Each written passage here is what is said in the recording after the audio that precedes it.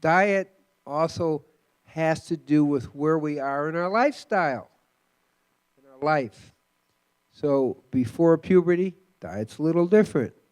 I'll explain in just a minute. More kapha, and from puberty to 60, 65, more pitta, and then after that, more vata. And these are key concepts we'll get to in just a second, but I'm trying to help you see the big picture. Right now, we're focusing on fast and slow oxidizers, and there's two different terms here that's important to understand.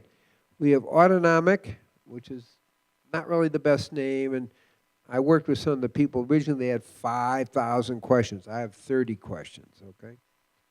5,000 questions, and they use things like sympathetic and parasympathetic, which has nothing to do with the nervous system, but those are nervous system terms. The other one is fast and slow oxidizer. So I'm going to give you a little help. A person who needs a higher protein is a fast oxidizer. That's number one. The second thing is that if you don't get enough protein in your meal, you're going to get hungry in a day in an hour or two.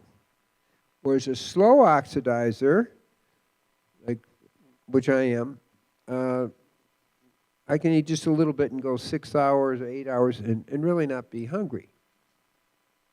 So if you just have a salad without a lot of protein and it sustains you for 4 to 6 hours, that's a pretty good hint that you're a slow oxidizer. It's a term that has to do with how you use protein.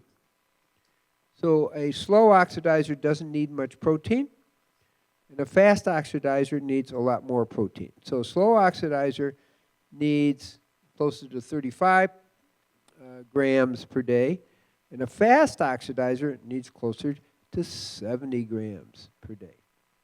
So that's like double, but still not a lot. But in terms of optimum, according to your constitution, you have to have the right ratio of fat, carbohydrate, and protein. And that's a genetic thing. It's not a personal opinion, if you understand what I mean. Not because you read it in a book. The idea is to find out what your constitution is. So one is if you just have a salad with not much nuts and seeds, and you're hungry in an hour, you're a person that needs more protein is a fast oxidizer. That's probably the key thing.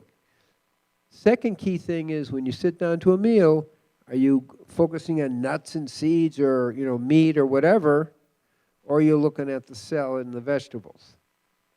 If you're looking at the salad and the vegetables, more likely your person needs the lower protein diet and does well with that. But if you're looking at the high protein sources on the table and you're going that way, it's a good indication that your person needs more protein. As I said, in the general population in the United States, 70% of the population needs a higher protein.